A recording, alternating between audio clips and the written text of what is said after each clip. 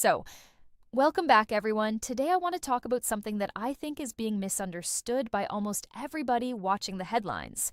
Over the last few days, you've probably seen countless reports describing the latest tensions between Iran, Lebanon, Israel, and the United States as another breakdown in diplomacy. The common narrative is simple. Iran is creating obstacles. Washington is trying to keep negotiations alive. Israel is pursuing its security objectives, and Lebanon is caught in the middle. That's the story most people are hearing, but I think that story misses the deeper strategic question. Because what happened wasn't simply a diplomatic disagreement. It was a stress test designed to answer one specific question. How much influence does Washington actually have over events on the ground? And that's the question I want to explore today. Before we begin, let me make something clear. I don't have access to classified information. I'm not connected to any government. I don't claim to know what world leaders are saying behind closed doors. What I do is examine public information, compare incentives, and look at situations through the lens of strategic decision-making. Sometimes that leads to conclusions that differ from the mainstream narrative. Sometimes it doesn't, but either way, the goal is understanding, not taking sides. So, let's get into it. When analysts discuss negotiations, they usually focus on what is being said, the statements, the press conferences, the official announcements. But experienced negotiators often pay attention to something else, behavior, because behavior reveals priorities. And over the last several weeks, the behavior of every major actor involved has revealed something important. Iran appears less interested in receiving promises than in measuring enforcement. Think about that for a second. Anybody can promise a future agreement. Anybody can issue a statement supporting peace. But can those promises actually be implemented? That is a completely different question. And from Tehran's perspective, that question may be more important than the negotiations themselves. Because if a ceasefire is announced but military operations continue, what does that tell you? It tells you that there may be a gap between commitments and reality. Whether you agree with Iran or not, that concern is strategically rational. A country entering a long-term agreement wants proof that the other side can deliver, not later. Now, most people think negotiations are about compromise. In reality, high-level negotiations are often about leverage. Every side is trying to determine who needs the deal more. And once that perception is established, the balance of power changes. Imagine sitting across a table from someone who keeps making concessions regardless of what happens. You immediately know they want the agreement badly. That weakens their position. Now imagine the opposite. Imagine someone who is willing to pause discussions whenever they believe commitments are not being honored. Whether you agree with their position or not, they are sending a signal. The signal is simple. We are not negotiating because we need to. A country entering a long-term agreement wants proof that the other side can deliver. Not later. Now. Most people think negotiations are about compromise.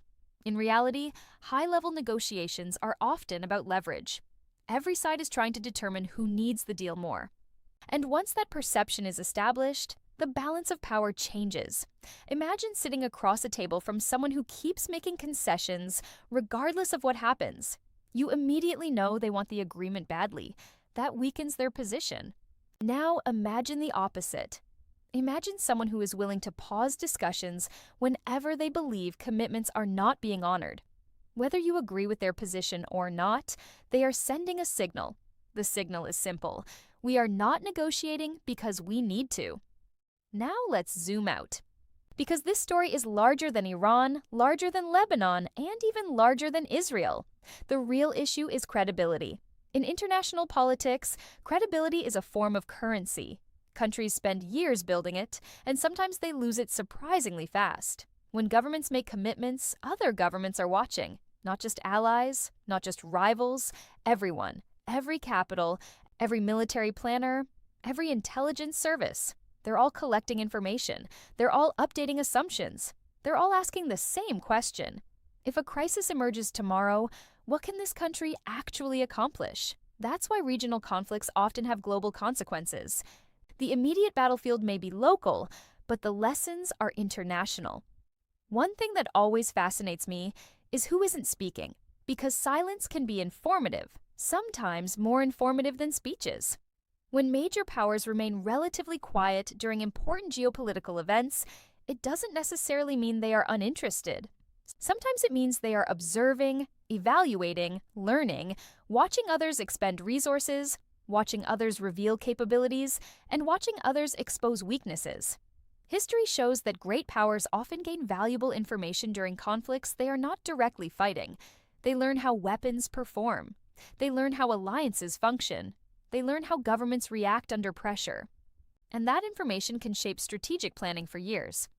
So, what is actually being tested right now? I think three things. First, political influence. Second, alliance cohesion. Third, long-term credibility. Those three factors may ultimately matter more than any individual statement coming from a press conference, because once perceptions are established, they become difficult to reverse. And perceptions are being formed right now, not months from now, not years from now, right now. Over the coming days, there are three developments worth monitoring closely. Number one, watch actions, not statements. Public rhetoric often sounds dramatic, but actual decisions matter more. Number two, watch whether negotiations continue moving forward despite tensions. That will tell us a great deal about each side's priorities. And number three, watch for signs that regional issues are becoming linked together. Because once separate conflicts begin influencing one another, complexity increases dramatically. And complexity tends to create unexpected outcomes. So, here's my takeaway. The biggest story may not be whether negotiations succeed or fail. The biggest story may be what this entire episode reveals about power, because power is not measured by speeches. It is not measured by headlines. And it is not measured by promises. Power is measured by outcomes, influence, enforcement, and the ability to turn commitments into reality. Right now, that ability is being tested in full view of the world. The question is not whether everyone passes the test. The question is what happens if they don't. And that's the issue I'll be watching very closely in the days ahead. As always, I encourage you to do your own research, challenge assumptions, and look beyond the first headline you read, because the deeper story is often hidden beneath the surface. Take care of yourselves, and I'll see you in the next one.